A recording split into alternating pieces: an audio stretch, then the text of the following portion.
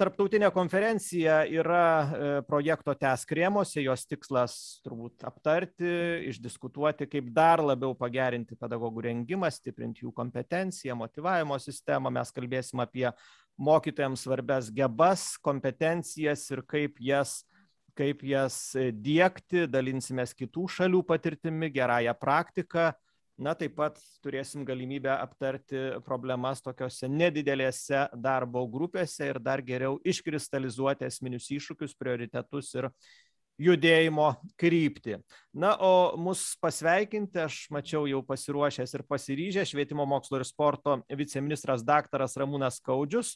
Ramūnai, tikiuosi, jūs tuoj būsit matomas, girdimas ir įkvėpsit mūsų dalyvius darbingai ir įdomiai dienai. Labas rytas visiems. Labas rytas. Gerbiamas Aurimai, tikiuosi mane puikiai girdite. Labai malonu šiandien čia būti ir pasinaudodamas progą visus noriu pirmiausiai pasveikinti mokytojus. Tikiu, čia ne vienas yra su praėjusia tarptautinė mokytojų diena. Tai tikrai yra šventė ir mes per mokytojų dieną būtent organizavome mokytojų pagerbimo šventę, kada buvo įteikimos įvairios premijos. Ir žinot, ne pačioje premijoje esmė, bet tame renginėje būnant buvo tiesiog labai gera matyti, kada žmonės tiesiog daro savo darbą ir jisai atneša rezultatus, o jie nesiekia kažkokios garbės, nesiekia apdovanojimo, bet daro tą savo kasdienį darbą. Tai va, tai išlinkiu irgi kiekvienam daryti nuoširdžiai tą savo darbą ir tada kažkam tai bus labai didžiulis džiaugsmas ir laimėjimas. Na, o šiandien mes čia susirinkome dėl projekto Tęsk, kuris prasidėjo dar 2018 metais. Ir apžvelgdamas tokį trumpą planelį, kad kokie buvo realiai tikslai ir apskritai kokios kryptys, kuriuose dirbama, tai matau, kad ir pats tą patyriau įvairiom prasmėm, įvairiais etapais. Tai visų pirma, pedagogų rengimo kaitos tyrimai, kurie buvo atliekami ir dar dabar yra atliekami, tai tikrai yra pagrindas pokyčiam, pagrindas įvairiem valstybės sprendimams. Taigi jų nauda yra labai svarbi ir aš džiaugiuosi, kad mes einame prie tos kultūros Lietuvoje, kada sprendimai yra grindžiami moksliniais tyrimais. Viena iš veiklų buvo sukurti ir išbandyti pedagoginės stažuotės pirmaisiais metais mokykloje darbo modelį. Ir aš ypatingai iš tų projektų džiaugiuosi ir matau ją prasmę. Ir pats patyriau tą prasmę savo kailiu, nes kada atėjau į mokyklą, pats mokykloje dirbau 9 metus, tai aš atėjau per programą Renkuosi mokyti ir būtent ten buvo ta labai stipri parama. Ir kada mes kalbame, tai yra būtent tas palaikymas pirmaisiais metais, tas bendruomenės jausmas, jisai padeda tau pačiam atsiskleisti,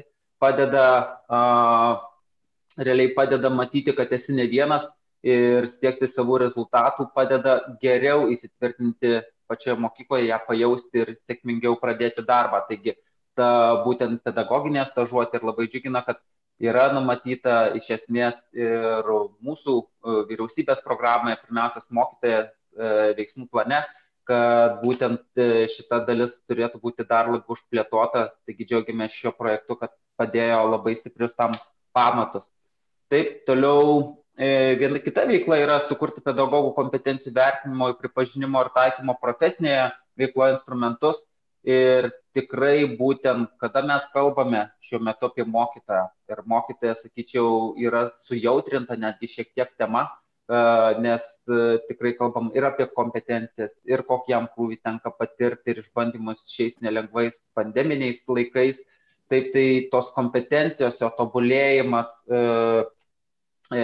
jo apskritai karjeros visas matymas, jisai tampa labai aktualus. Ir vėlgi, tos apibrėžtos šio projekto rėmuose veiklose apibrėžtos tos kompetencijos, jų lygmenis, augimas, tai deda tam tikrus pagrindus, kada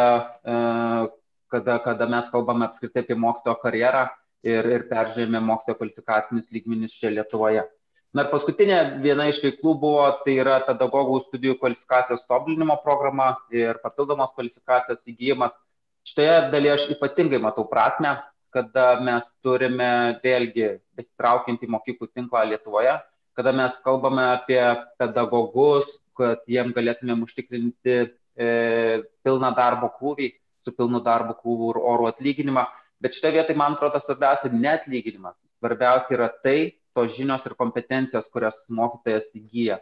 Nekartą tekęs kalbėtis ir su kolegomis iš Prancūzijos, kur yra privaloma turėti dvi sritis, dvi dėstomus dalykus. Ir tiesiog žmogus, tada mokytojas, jisai turi platesnį akiratį, jisai realiai mato dalyką šiek tiek kitaip, jis labiau pasitikė savo jėgomis ir jis tampa besimokančiu irgi visą gyvenimą. Taip, tai būtent tos irgi perkvalifikavimo ir papildomos kvalifikacijos ar tiesiog pedagoginės studijos, kurios per 700 asmenų buvo suteiktos, aš tame matau labai didelę prasmę ir judėjimą į priekį. Šiandien čia man labai džiugu matyti daug matytų veidų ir iš įvairių universitetų ir realiai matau yra svečių ir iš užsienio, tai labai džiaugiuosi visus čia matydamas, vertindamas tą 4 metų darbą, aš tikrai džiaugiuosi, nes jau šiai dienai turime puikių rezultatų, mes turime pamatus tolimesniai veiklai, tolimesniai politikos įgyvendinimo krypčiai.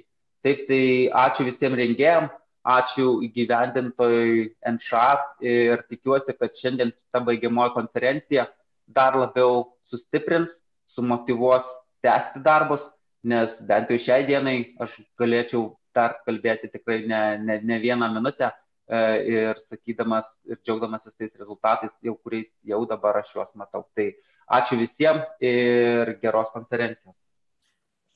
Ačiū labai, viceministrė, dėkui už jūsų sveikinimą ir įkvėpimą.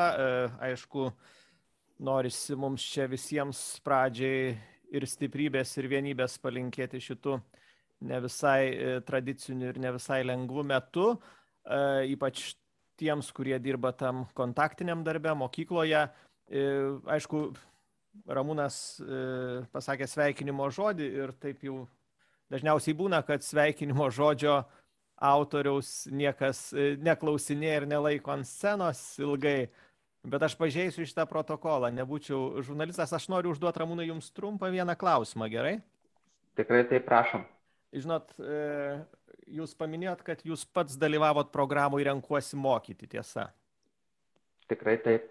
Na, aš prisiminiau tą idėją Lietuvai, kurią čia visi puikiai žinot, padaryti mokytojo profesiją prestižišką, padaryti mokytojo profesiją patrauklę, nežinau, metai artėja, kaip mums pasiseks. Kaip pasiseks, matysim, ar pavyks ar nepavyks ją padaryti, bet kai aš klausiu radijų savo klausytojų, ar jie mano, kad šiandien mokytojo profesija yra prestižiška, kad tai yra autoritetas mūsų visuomeniai, tikrai didesnė dalis spaudžia mygtuką ne. Ir turbūt normalu, tikrai daugelis iš mūsų tą patį atsakytų, kad šita profesija kol kas nėra patraukli pagal tai, kiek jaunų mokytojų yra mokykloje, pagal tai, kaip, sakykime, kas ateina į mokyklą. Mano klausimas, Ramūnai, jums, kas jūs įkvėpė ir paskatino pasirinkti padirbėti mokytojų? Iš kur atėjo įkvėpimas? Ačiū, labai palėtėt tikrai tokią plačią ir gerą temą. Ir šiai dienai tikrai galim drąsiai pripažinti, kad vis dar mokytojas nėra prestižinė profesija ir tam yra daug įtakos. Ir aš manau, kad čia turi būti virsmas. Taip, ir virsmas iš pačių ne visuomenės, bet pirmiausiai pačių mokytojų tarpe ir jam suteikimas kompetencijų ir galimybių save atskleisti, save realizuoti, drąsiai stovėti klasėje prieš mokinius ir veikti šiuolaikiškais metodais, drąsiai kaip lygus su lygu mokiniu, lygus su lygiu mokinys ir mokytojas kartu veikti klasėje. Grįžtant tuos 2008 metus, kada aš pradėjau savo mokytojo kelią, taip tai buvo gana seniai ir tie skaičiai, tie metai bėga labai greitai. Aš puikiai atsimenu tą momentą, tai buvo pavasaris, tai buvo sesijos pabaiga, baiginėjosi bakalauro studijos ir aš puikiai žinau 2 dalykus. Puikiai žinau vieną, kad aš noriu tęsti studijas, esu pats chemikas, tęsti magistrantūroje. Kitas dalykas, aš žinau, kad aš jau noriu pradėti savarankišką darbą ir savarankišką gyvenimo kelią ir tiesiog tapti finansiškai labiau nepriklausomas nuo savo tėvelių. Taip, tai ir tuo metu pasirodė būtent reklaminė kampanija apie renkuosi mokyti. Ir nežinau, viskas atrodė. Kiekvienas mielas žodis, kuris buvo pasakytas, atrodė man. Tai yra dalintis, tai yra kvietimas ateiti dirbti su jaunais žmonėmis. Na ir man atrodo, toj profesijoje, kiek aš patyriau, tai tikrai viena sudėtingiausių ir įdomiausių profesijų, kur be galo intensyvi, be galo kiekvieną dieną kitokia ir nenuspėjama. Taip, bet kas ateinant, tai aš gal buvau toksai per daug, sakyčiau, jaunatviškai optimistiškas ir pradėjau mokyti net ne chemijos, o matematikos, tai sakiau, visus išmokysiu, bet atėjęs supratau, kad ne visiems reikia. Taip, ir kartais yra svarbiau už tą dalykinės žinias, yra visai kitos, tai yra socialinės, emocinės, ir tas dalykas kartais lieka tikrai nuo šalyje, ir mokytojai tikrai reikia tą pajusti, spręsti kitas problemas, kad tu galėtum pereiti prie tų dalykinių žinių. Taip, tai iš esmės tas noras dalintis, noras pasiekti tam tikrą rezultatą iš dalykinės pusės, bet kada jau tapau mokytoju, mane labiausiai, net taip gal liaudiškai pasakysiu, vežė, tai yra tai, kad tu matai tą pokytį ir tas pokytis kartais būdavo labai mažas ir jisai pasimatydavo po metų, tai yra, kad mokinio teisingai užduotas klausimas, mokinio aktyvumas, mokinio pasikeitimas darbo kultūroje. Taip, tai realiai šitie visi man labiausiai atsiminė ir tai iš esmės, kada tu, būdamas mokytoju, gali po truputėlį auginti sparnus kitiems. Tai man atrodo būtent tai ir galgi iš pradžio ateinant, kaip ir sakiau, buvo šiek tiek kitokia motyvacija, bet paskui dirbant mokykloje, jinai šiek tiek pakito ir renkuosi mokyti, irgi pati programa sukalibravo tą išankstinę nuostatą prieš patenkant į mokyklą. Kągi, dėkui labai Jums, mano bičiulis, kuris taip pat labai panašių kelių atėjo į mokyklą. Kai aš jo klausiu irgi sakau, kas tave veža mokykloje, jis sako, žinai, tą sekundę, kai vaiko akys iš nežinančių tampa žinančiom. Sakė, man tai yra fantastiškiausias gyvenime momentas, kai tos akys tampa žinančio. Matyt, tą momentą ne vienas čia diskusijos dalyvis taip pat yra savo akim matęs ir savo kailių patyręs. Viceministrė, dėkui Jums. Šiaip dar vienu sakiniu, jeigu galite atsakykit, sunkiau dabartiniai pozicijoje. Aš suprantu, kad darbai sunkiai palyginami. Ar mokytojo pozicijoje buvo dirbti? Sunkus klausimas.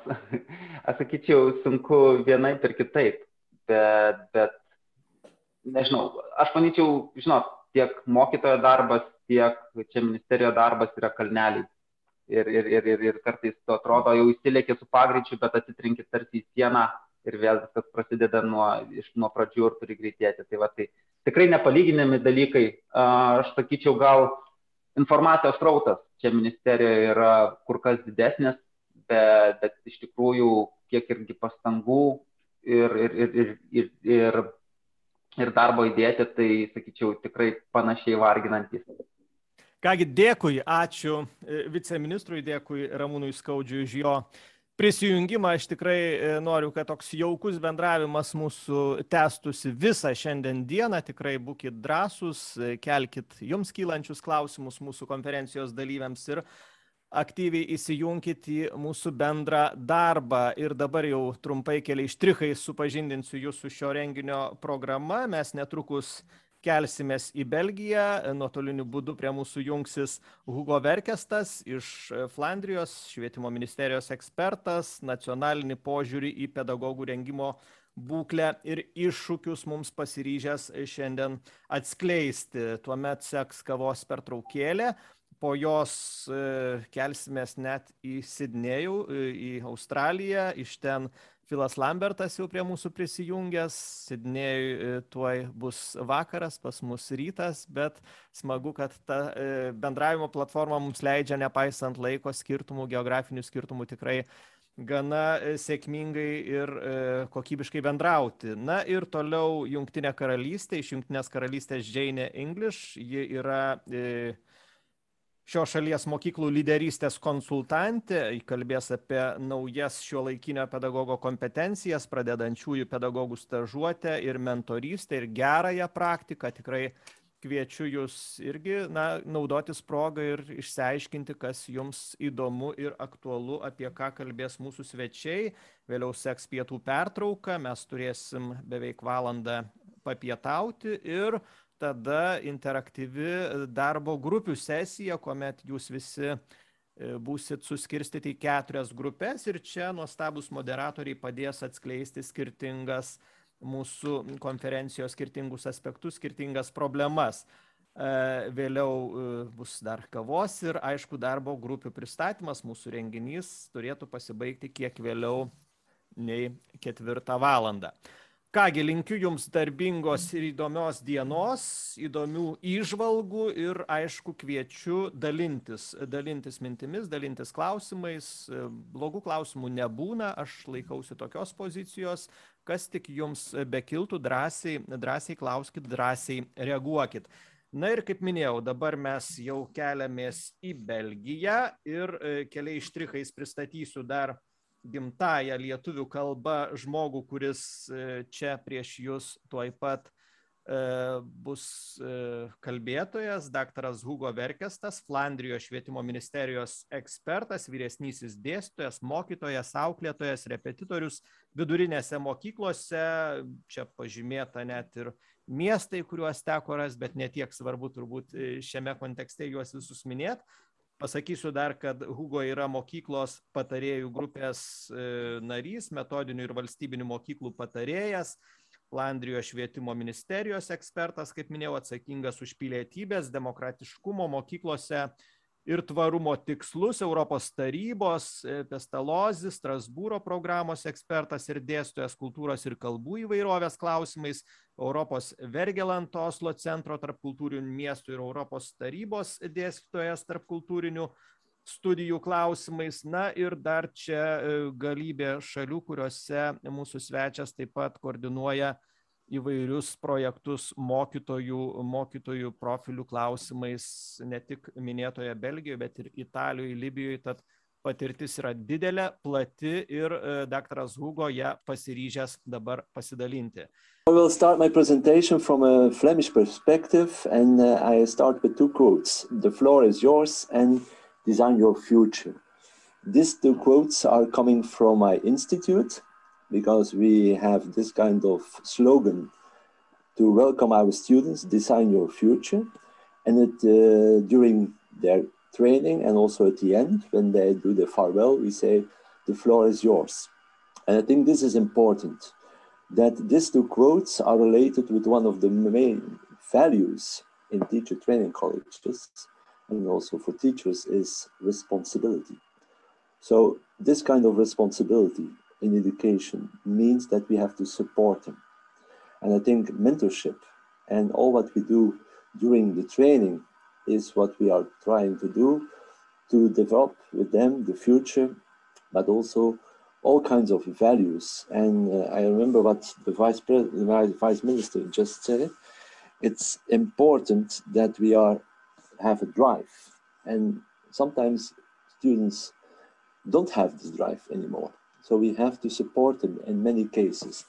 And therefore I make a kind of overview of what I want to explain with you. Is first of all, we are based on the freedom of education. And that's a unique situation in Belgium. Could you make slideshow? Sorry for interruption. Could you make slideshow? You don't see it anymore? We see, but not in a slideshow format.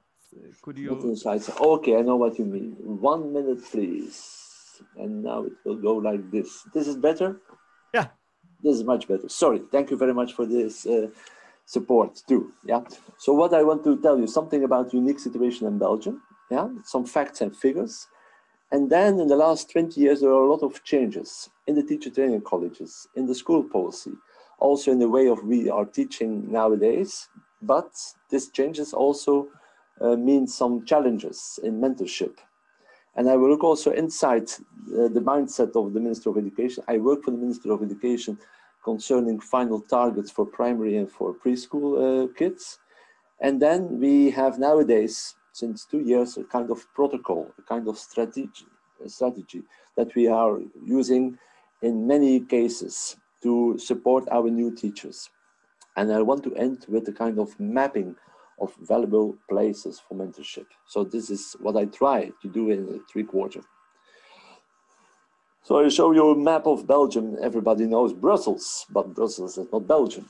You have to know that. Yeah? So we have several parts in Belgium, 3 regions and 1 country. That's important. Yeah?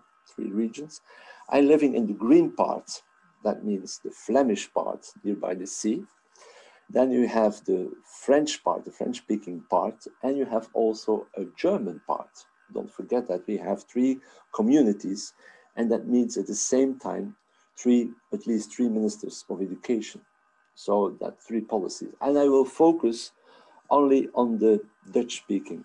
I have also connection with the French-speaking, not so much with the German-speaking, but we see the same problems nowadays in Belgium and maybe also in Europe about mentorship and so on.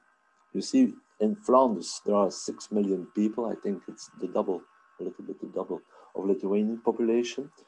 And if you look to how many teachers we have, you see the numbers and also how many pupils we have. So it's a lot of teachers, but also a lot of pupils. If I go further, you have to know we started 2.5 years. So if you talk about preschool, you can go to school, to preschool, at the age of 2.5. That means in primary school, most of them, they have also a preschool. So it's linked. So it's real teacher. So it's a real teacher who is formed for 3 years to become responsible for kids between 2.5 and 5. And then we go to primary, and primary start at 5, 6 until 12. And then from 12 until 18, we have secondary school. But the minister decided this year to start at the age of 5, compulsory. So all the kids have to go to school, preschool, at the age of 5. Language. Because a lot of people come in, and we know 1 of the 3rd young people in preschool are coming from a migrant background. And language is important. If they want to have a good results at the end of their career, you have to start very early. So preschool, that means also reading, writing, counting until 5, yeah? And a lot of activities. So you can say it's a kind of technical preparation to start in the best condition primary. So it's a hard work nowadays for preschool teachers to do this. So I will tell you more. And I'll show you also some pictures. So it's not only words, but also pictures. And I'll show you a picture of a child who received a kind of calendar before he started his career as a young kid in preschool. The context has always been the freedom of education, and it started already in the Constitution of 1830. Yeah? And I'll show you also a picture of the 4 main rights here in Belgium: the right of education, the right to have a religion, the right to have a union, and the right to have a press. And still these days, these 4 main rights or basic rights are important for us. Because if you want to start a school, you can do it in Belgium. If you find 40 kids, 40 children, yeah, if you find enough parents, you can start a school. The building must be safe, and the teacher must be recognized by the government with a diploma. And then a group of inspectors will come, they'll check everything, and you can start up the school. So nowadays we see more and more that initiative comes from groups, parents, teachers, to start up their own school. I will tell you more about that too. So I'm living here in a city of 20,000 inhabitants. Yeah, we have Catholic schools, we have free schools, we have a French school, we have a municipality school. So there are a lot of schools in a city of 20,000 people. That means something. Yeah? So what we are seeing now, and that's typical for our government, autonomy, school autonomy. But they want, if you have this autonomy, okay, you have to show a transparent policy. That means you have to show your agendas, your reports, you have your website, everything is public. But this is important. The autonomy of the teacher, the autonomy of the school are one of the main or the key elements in our education system. I'll show you another picture. This is a picture from one of our schools where I have my training. in the past. So it's a teacher training who is already more than 180 years old. And you see it's a Catholic school. In the middle, you have the chapel. Around this chapel, you have all kinds of buildings. And this is a campus for secondary, for primary, even for special education. So we have one big campus near our teacher training college. And that's also important. We have always this contact with what we call the field workers. And I think this is important nowadays, that there's a good collaboration between primary, secondary, and also higher education. So we have now a kind of network of schools. So in the past, all the schools were a little bit independent. Now they're coming together. They have a head, a coordinated head, who has no school, and then several heads responsible for specific schools. Why is this important? Because I'm a member of one of these school groups.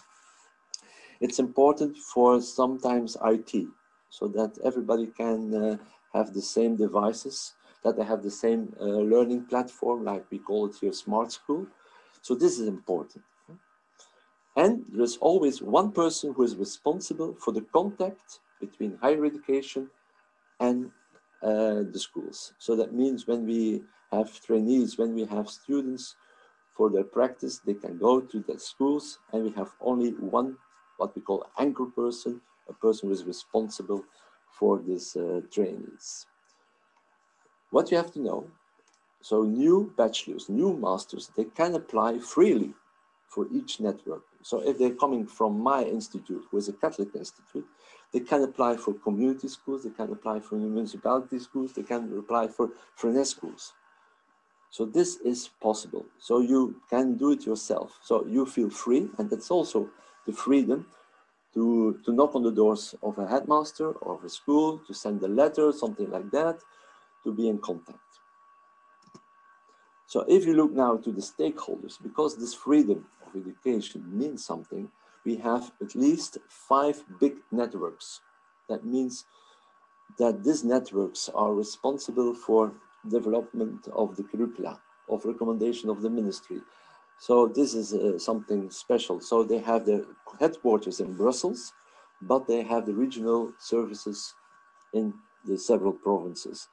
The Catholic schools, and this is a very unique situation, Catholic schools can be established by the bishop, the local bishop, or by congregations. And that's what we call even sub-networks. We have a network of Jesuit schools, of Benedictine schools, of the Brothers of Charities. They have a very big network, not only about primary school, but also what we call special schools, so schools for children with special needs.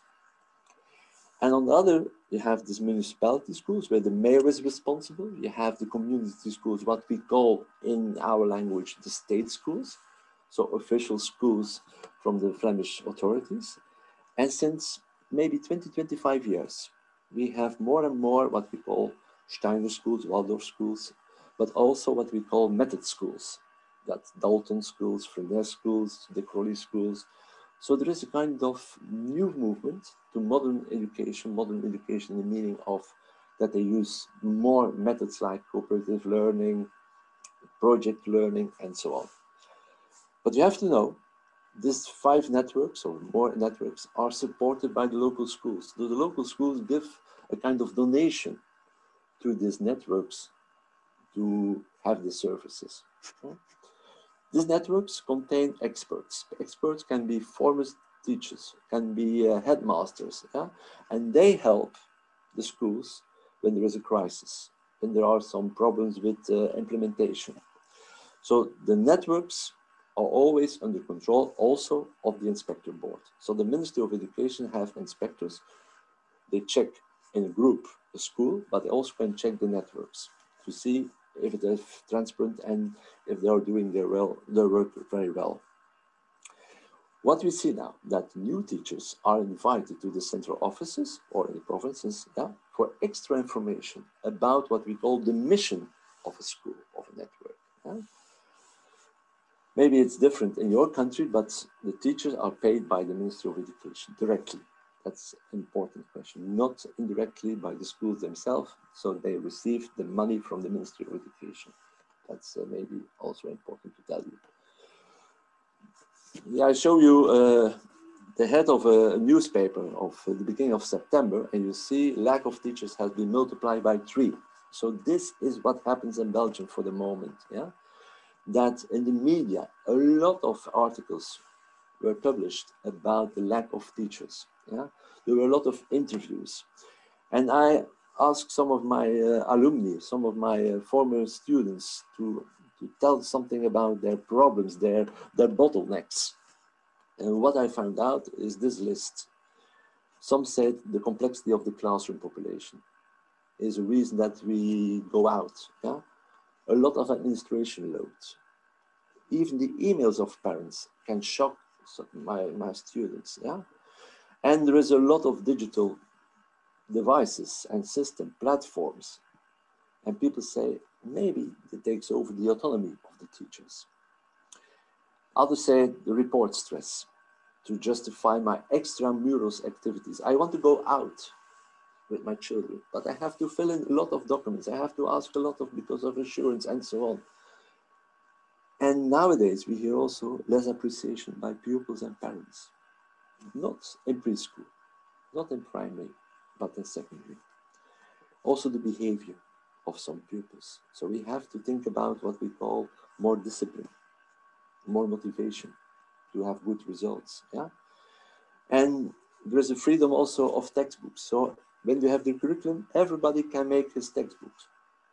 So there are a lot of publisher houses who express textbooks for schools. Yeah, and people say we struggle with that. What is a good textbook? And others say we have to change from one school to another school. Yeah? And what we found now, and this is maybe important also for this meeting, is a lack of what we call curriculum literacy, to understand a curriculum, not only the text, but also the vision behind it, because this is also important. Your vice minister talked about a worldview, and I think this is something important. What is the worldview? What is the philosophy behind the curriculum? So we have to explain it more than ever than in the past. Yeah. No time to follow up extra courses is also one of the things that they say. There are so many changes, but we have no time to follow an extra course. Yeah? And people say we need more peace in the educational field because there are so many changes. Yeah? We want some peace.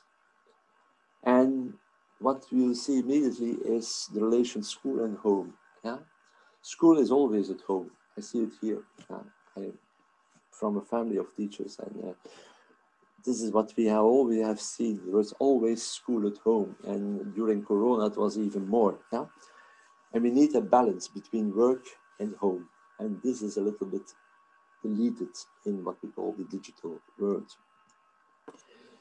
I show you a study from the Free University of Brussels, and they calculated how many hours a teacher spent these days, not only in teaching. You have to know the hours of teaching is in primary around 24 hours, and secondary between 20 and 19 hours a week.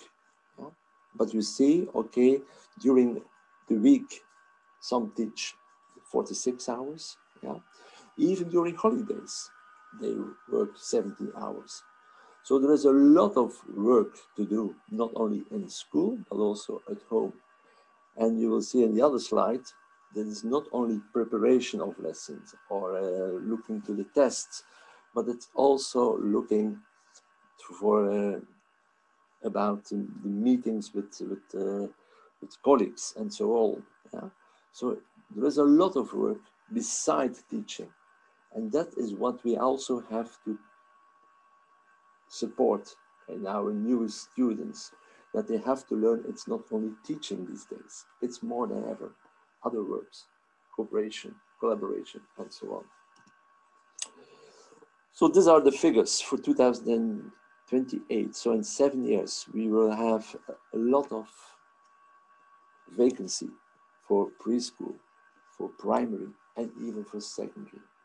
So there is really a big problem in Belgium coming up, and we don't know how to solve it. What we are doing now, and in the Catholic schools they did it. So you see a pile of all curriculum for mathematics, for all this kind of subject, for languages and so on. And now they reduce it to one book. And that's something new. But again, we have to help our students to learn how to use this curriculum. We have also the final targets. The final targets are the targets that every child has to reach at the end of his school career, in primary and in secondary. I'm working now with a group of colleagues on these final targets for preschool and for primary. And my final targets are situated about sustainability, about citizenship education, and about historical consciousness, something like that. These final targets, okay, are supported by experts. Then they are voted in the Flemish Parliament, and then they have to be implemented in the school. So that's a very long work. But what is new, that the curriculum are all available online. And that's something important. In the past, there were only a pile of books. Now it's online. And that gives also to the teachers possibilities to check, to copy paste, and so on. But the curriculum literacy is one of the main challenges for students, for teachers, for teacher trainers. We had also a story of inclusion, because, okay, we want to be an inclusive society. And we brought a lot of pupils with special needs into the regular schools, but this was not a very good story at all. So there was a lot of stress with children with special needs into the regular schools, and that leads to a lot of protests.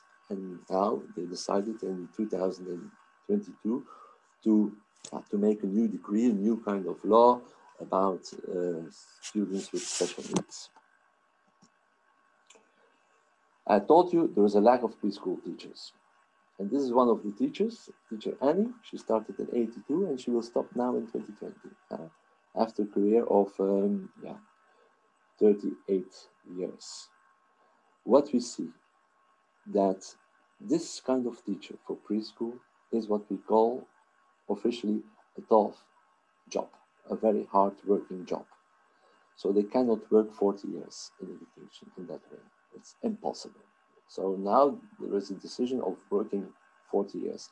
I have colleagues who could retire at the age of 55 in the past. Now it's impossible. It's impossible. One of the reasons is there are big groups in preschool. So they start maybe with 25 in the beginning of September, but at the end of June, they have maybe 35 kids. Sometimes they have extra support by a caregiver or a kind of nurse.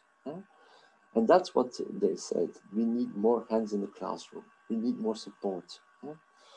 And we also find out that even there is a kind of reaction against female teachers.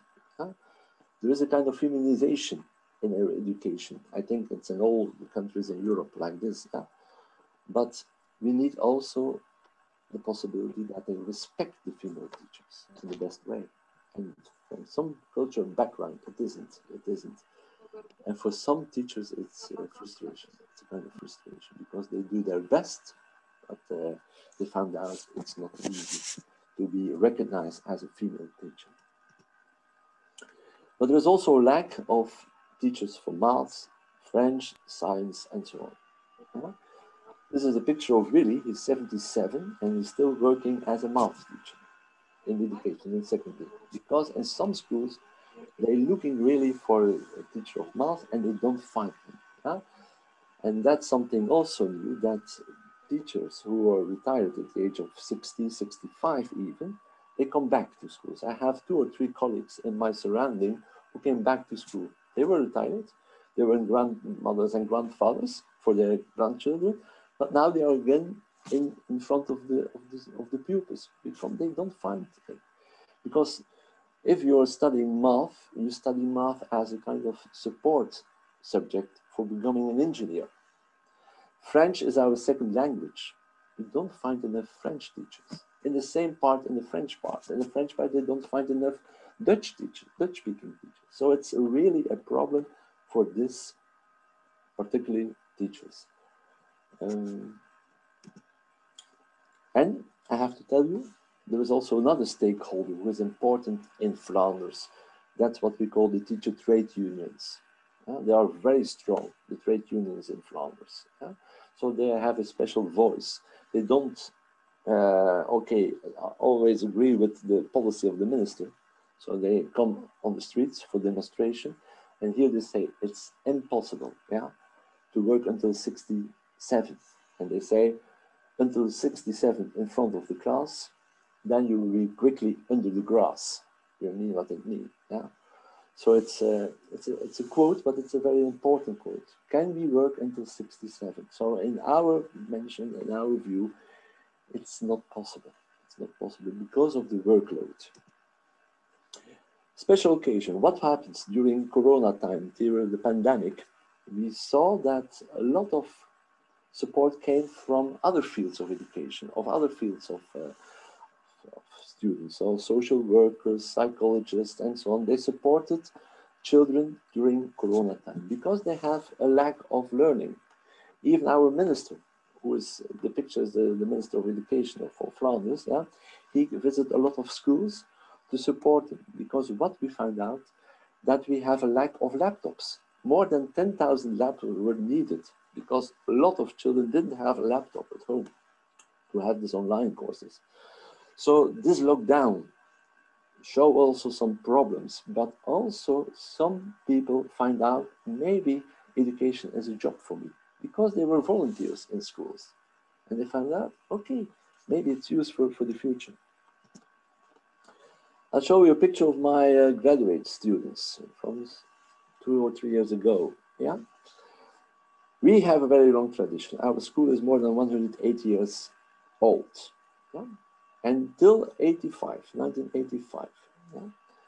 The training colleges were not mixed. So it was a separation between female schools for female teachers and for male teachers. I am also a teacher from that teacher training college, and I was only 19 years old when I became a teacher for primary. So after 2 years, I was already a teacher. We received a very strong theoretical approach, linked it with practice, So the theory was always linked with the practice. So we prepare nowadays, until now, our students in the practice. If they go to the class 1, we prepare them a whole week to learn about class 1. And we had our own laboratory schools, so we have our own training schools. We had very good contact. Nowadays, it's 3 years. I think in Lithuania, it's 4 years to become a teacher on a bachelor level. So 3 years. And they are responsible for all the subjects in primary. But in secondary, they are only responsible for 2 subjects. So if you look now, what we have, what the minister decided some years ago was we will start again with entrance tests.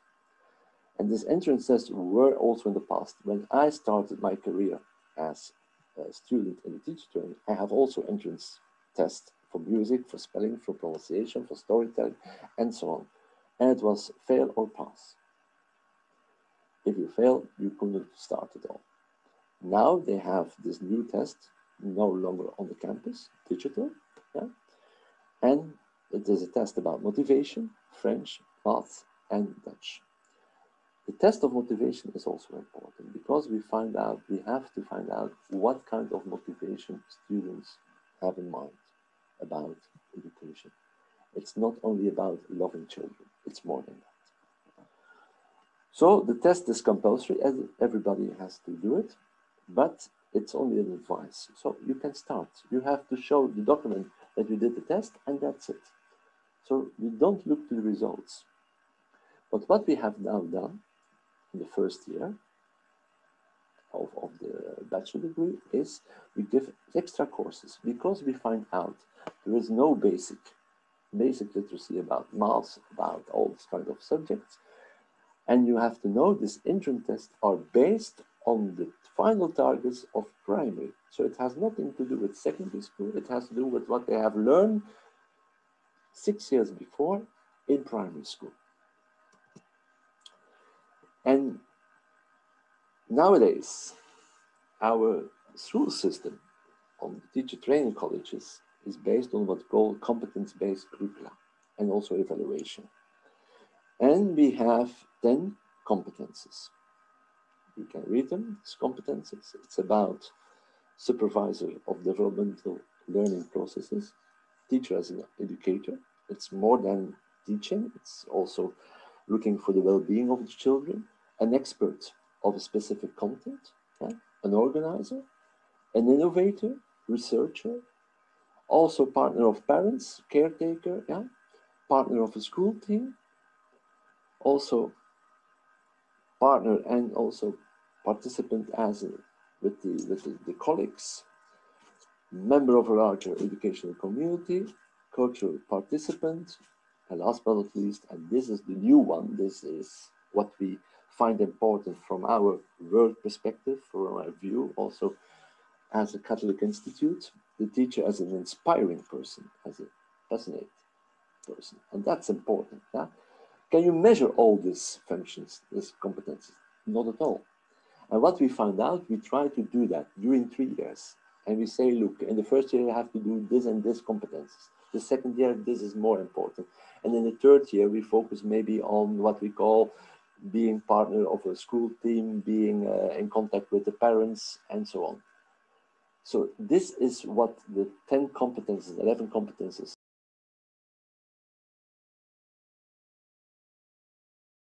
Sorry, Hugo, you could you unmute? We didn't hear you. Could you unmute your? Oh, yes. Your speaker is off. Yeah. Your speaker is off. Could you unmute? Left corner, just push. Sorry, yeah. Yes. Now you hear me again. Yes, thank you. Sorry. So I explained a little bit these competences. This 10, the 11 one is an extra one, but it's important. So we try to do these competences during 3 years. And this is also hard work for the students because they have to make a file about these competences, how they reach these competences. We evaluate them on that way. So some schools, some teacher training colleges started even with a new curriculum based on these competences. It's a new way of thinking, and I think it could be useful, but at the same time, we heard afterwards of our alumni that these competences are very tough for them. Yeah? So they want to focus more as a teacher, as an educator, or a specialist, and so an expert for specific content. They say, look, yeah, being partner of a larger community or a cultural participant, yeah, it is what it is.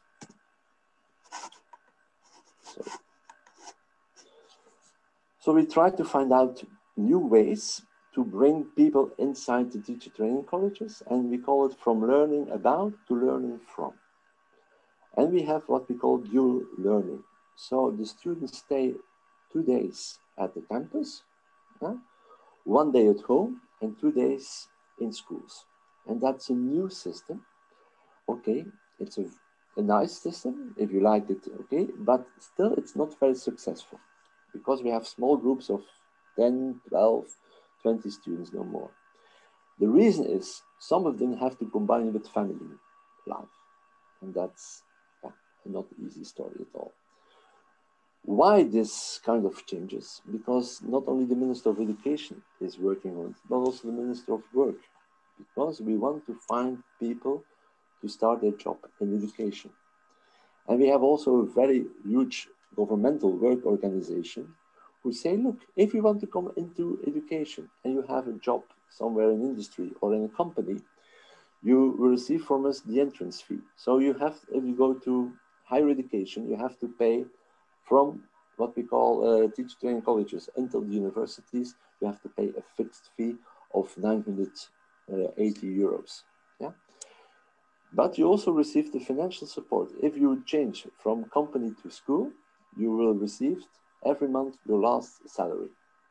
So they try to attract as much as possible new people in education, but okay, it is also a challenge.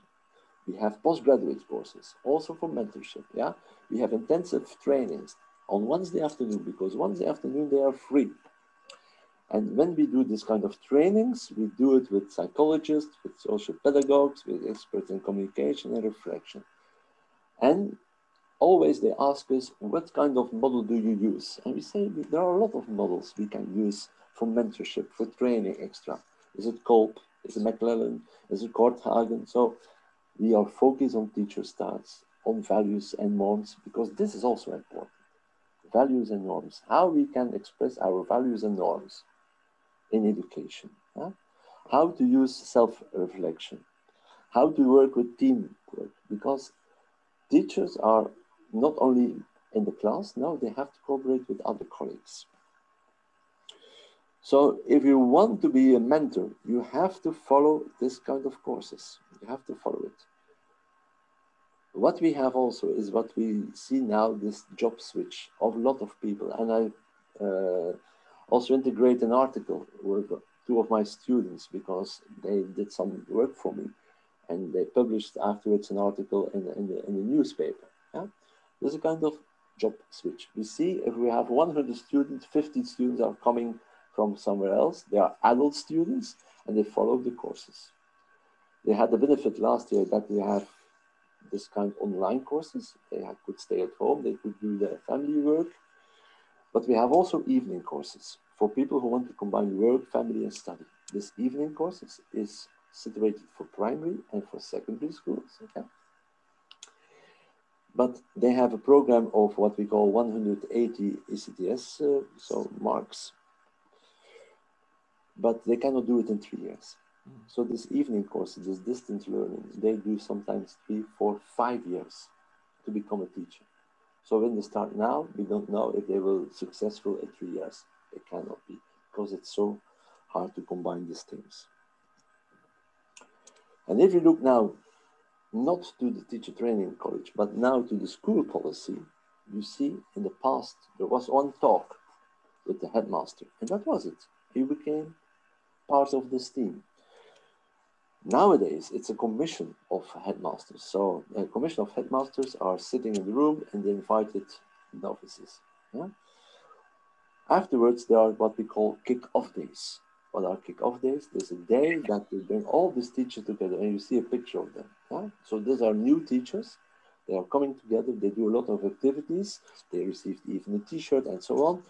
But this is important, that they receive the training on the way with games and everything like that.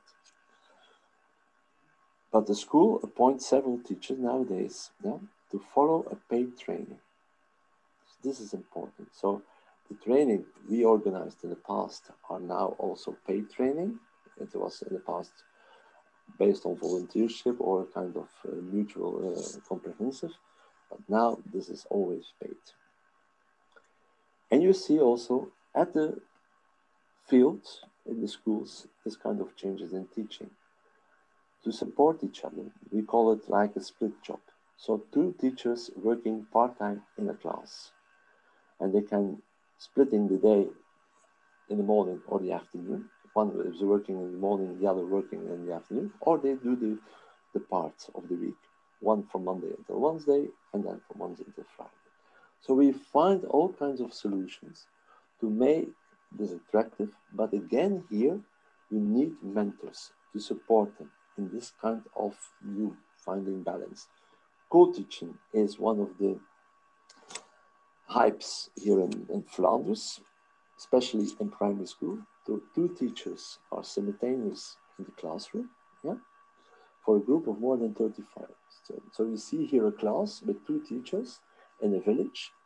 They have a big room, but 2 classes are together and 2 teachers working together. So they support each other. It's a new way of doing teaching. And we are thinking now to do the same with trainees and the mentor. So the mentor is no longer outside the class, he's in the class, and the trainee is coming. And for a long period, not for 1 week or for 2 weeks, but for 6 weeks, they stay with this mentor. And they will be supported by this mentor. I think this is something new also to think about in the future. So if you see now this kind of mentorship, yeah, is a never-ending story. Yeah, they received a brochure from the school in which we explain everything. That was the past. We had this kind of visits in the schools where we explain our vision. Now we talk about what we call a chat cafe. We bring mentors, we bring teachers together in our teacher training. We have some cheese, we have some Belgian beers, you understand why, okay? And this is important, to bring them together in a formal way, but also in a way that they learn something about new problems, behavior problems, classroom layout, and so on. And we also organize for the mentors as a kind of compensation for their work, this kind of workshops. Here is a workshop about what we call collaborative room. So it's a collaborative room where we're sitting together and there is a kind of interaction possible in hybrid class. But you see also, not only on the bottom, but also on the top, the kind of changes in the mindset of the ministry. Yeah?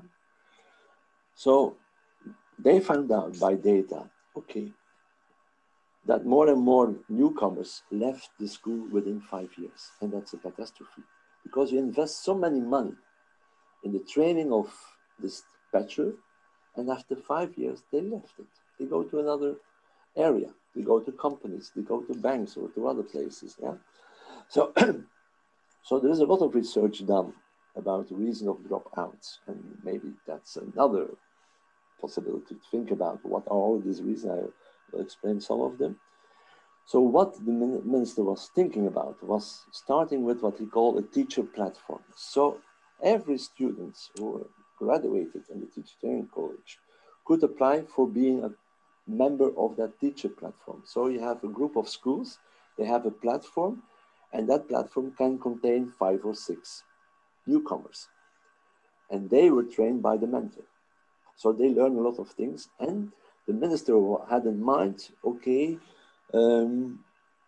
they have to be in the classroom for 85%. Was it possible? No, it wasn't possible. The latest results were 66% were in the school. So you can start your week for 2 or 3 days in one class because some teachers are sick or have to do something else. Then after these 3 days, you go for 2 days to another school. Some of my alumni say it's a very nice work because we have security or we have safety from September until June to have a job. Others say it's very hard because we have to prepare a lot of lessons. We have to learn how the school culture is and so on. So it is maybe very good alternative, but still we have to learn from that teacher platform results. So what the school received is when they start mentorship, they received a fixed grant. In the past, there was less control about the budget. So they received an amount of money and they can use it for mentorship. Then another minister decided, okay, we'll stop this for a while because we want to focus more on what we call pupil-orientated coaches instead of teacher-orientated coaches. Because we found out there are a lot of complex learning problems and disabilities. Another thing was, okay, that mentorship was again asked by several networks, school networks, but also by the trade unions. So the minister decided very recently to combine the teacher platform with an initial support of young teachers, with mentors in the school. And he said, okay, I give money. And he said for last year, in Corona time, but also for this year, he gave 30 million euros for this support. And the hours of the mentor are linked with the size of the school. So I am a member of one of these school councils. Yeah? The school where I'm responsible for is 900 pupils, yeah? And they received 37 hours. So that means 1 hour at least that he can do something for mentorship. But this is important. So they have to find a criterion. How to deal all this out with all this money. And what the minister did, and that's something new, the support of the minister was a publication. This kind of little book, this pocket book, This contains a lot of information, what they collect from all the teacher training colleges. So they ask a lot of people from the teacher college, please let us know how you did the mentorship in the past. They collect it, they found a very good illustrator, and they start to make this kind of book. So I make some slides about this. It's only a show, yeah? We make one for the teachers, and it's a mistake here, teachers in Flanders and in Brussels. Important, because Brussels is a very unique situation. It's part of the Dutch community, but also of the French community. And we have to deal with a lot of problems. So they want to have good teachers also in Brussels, because people want more the villages and the small towns than the big towns. Yeah? And I asked one of my Lithuanian colleagues to translate this slide in Lithuanian immediately. So it's a kind of wave, and the metaphor they use is the metaphor of being a fish in good water. Yeah? And you can say you have full of expectations, yeah? Then you have to survive, then you have your doubts, and then you revive. There's a kind of revival, then there's reflection, and then there's this drive that the minister also did, and also Runa said. So this drive is important, but you can only have a drive when you are connected. And this is what we have learned from mentorship.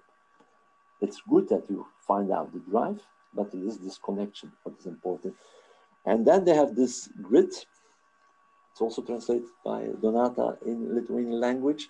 And they use the metaphor of the fish again here.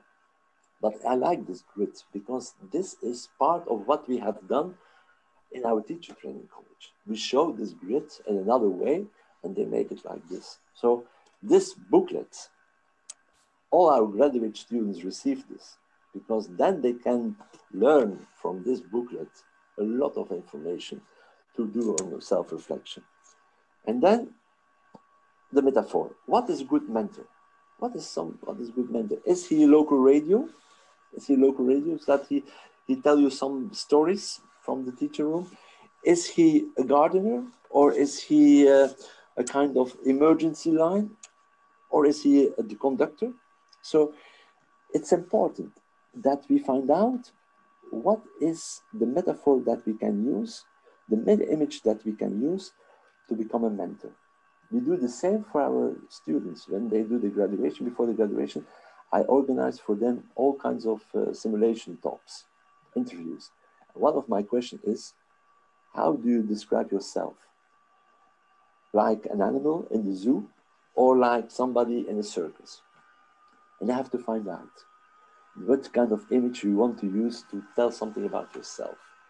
And you see also, the mentor could be a person of trust, a person of information, a trainer, or a kind of connector. Yeah, that's important.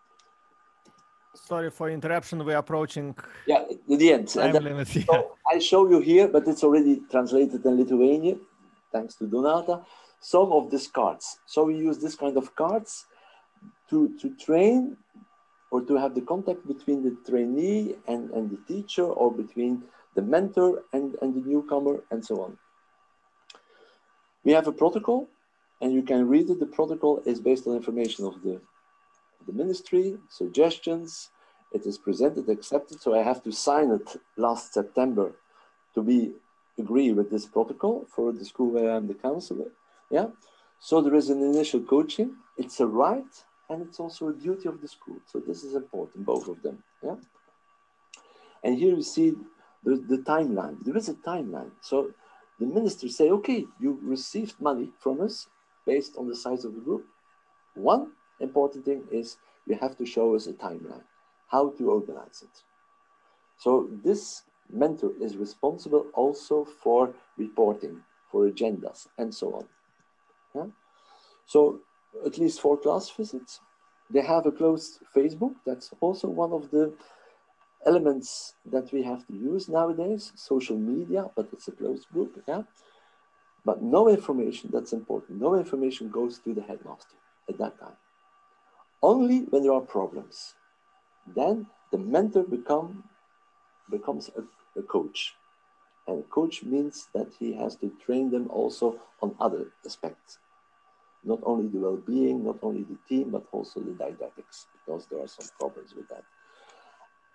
I'll show you this picture. Is that a good picture? That's always my idea. Yeah, you can find a lot of images about mentorship on the web. But is that a good image? It's a question, open question, to show the relation, mentor, and the newcomer. I will end with this. There is a philosopher who comes from your country, from Kaunas, the Jewish philosopher Emmanuel Levinas. And he taught in French, la petite bonté, the little goodness. And I think this is the most important element that I learned from my own mentors, and I want to also give to you. The little goodness is the bonjour en français, yeah? Or say achou in Lithuanian. That's important, yeah? To support each other. I think this is what we have to do.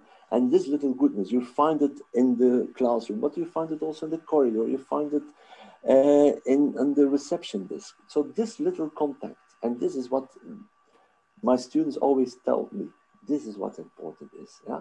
I say always to my students, start with greeting. Labas rytas was this morning many times mentioned, yeah? But this is what I say always to my students.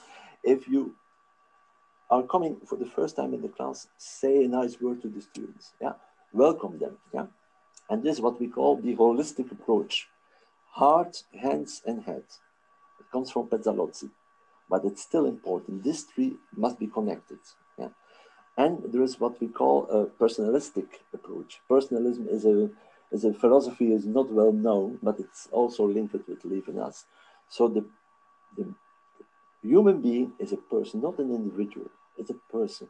And he is connected with the society, he is connected with a lot of things. And this is important, the connection. So mentorship has always to establish connection. I will end here. I thank you very much. Okay.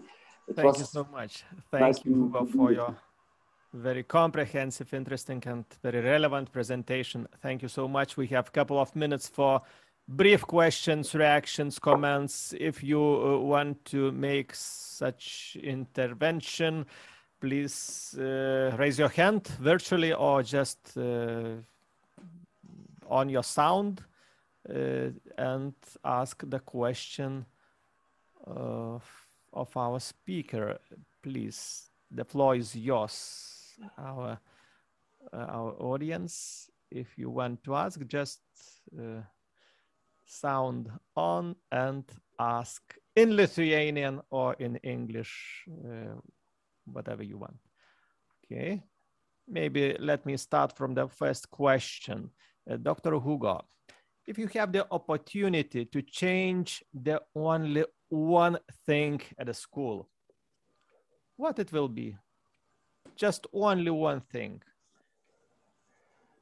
If I change something in schools, it would be the teacher room. There must be enough space for the teacher room. Why? Why? Because this is the place of informal contacts. Yeah. And you cannot imagine. So I work also for a primary school. And this primary school, they have also a kitchen. They prepare food. Yeah? And this kitchen is also a place where there is a lot of contacts, a lot of questions. And I think we need space enough to come together, to be connected. Okay, thank you. Any questions, comments? Raise your virtual or physical hand and ask. Klauskite drąsiai, yra galimybė tikrai dalykų jums pasiaiškinti svarbių. Na, o kol tos drąsos dar neprisikaupė, aha, matau, Nijolė, jūs įsijungė, taip? Galėčiau ką paklausti. I'm not sure I understood if the teacher training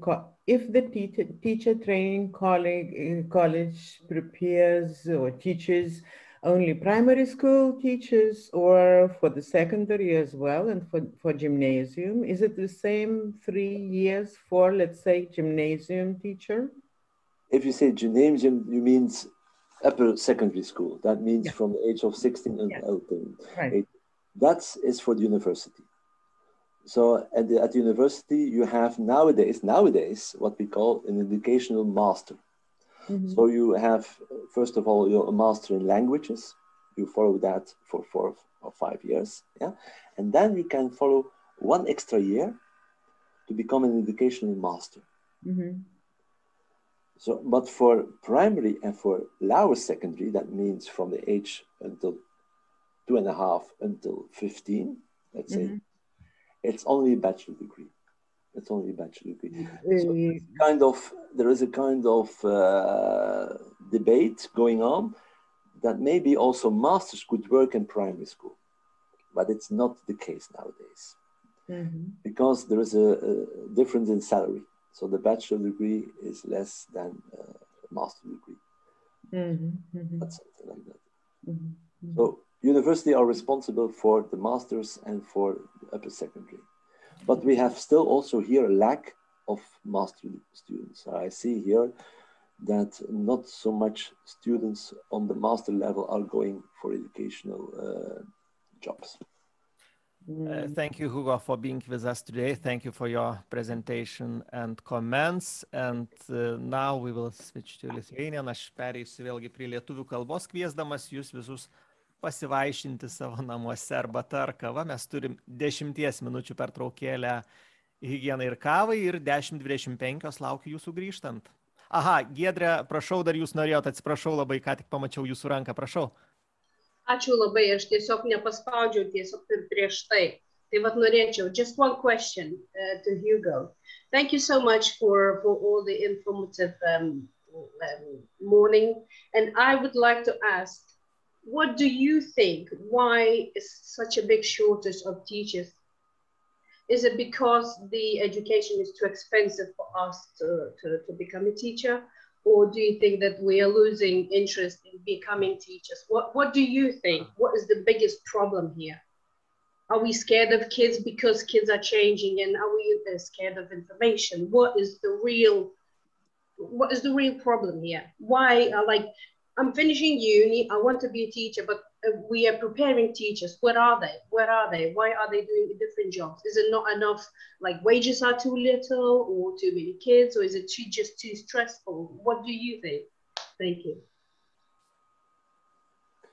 Is that the question for me? That was the question for you. Oh, yes, thank you. Thank you very much. Yeah. May I tell you something? Last year I had an exam in a very big expo hall. On the one hand, there were all my students of the teaching.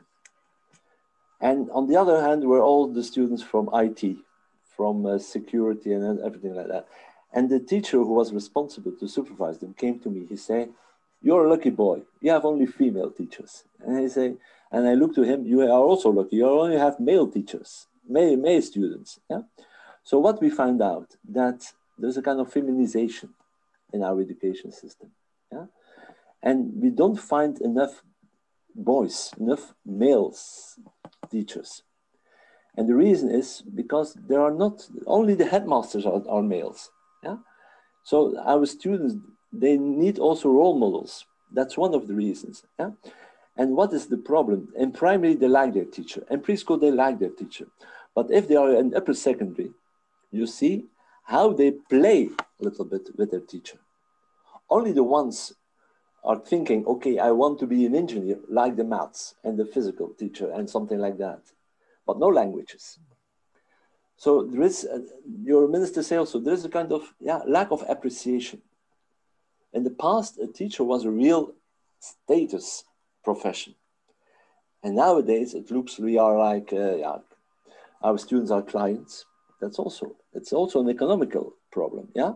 We are thinking also in terms of market, of economy, of money. Yeah?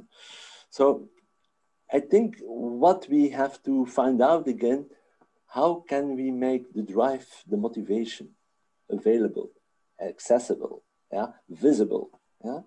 So I couldn't show you, but in the French community, they have now on their website a lot of testimonies. Pourquoi devenir professeur? How to become a teacher? How? Yeah? So you have a lot of things. Okay, it's social media, but this is important. When I use my Facebook, I put a lot of information about education, what I have done with pupils. And that's important. You have to show them. You have to be an example. And it's always about inspiration. I think why we are teachers, because there was one person in my life who was an inspiring person. And I think this is important, yeah? And we find out now 23% less of students are now going to teacher training colleges. And the thing is about the online courses, because they didn't see us. I'm so happy that I can teach again on the floor. The floor is yours. That's important. Yeah? You give them responsibility. You have to train them. You have to be with them. And it's not a job from 8 until 5 o'clock. Yeah? So, and this is what they show that, okay, and it's sometimes hard work, but it's, yeah, it's part of the game. It's part of the game. I don't know if there's an answer, but there are some thoughts. Thank you for your reflection. Thank you so much.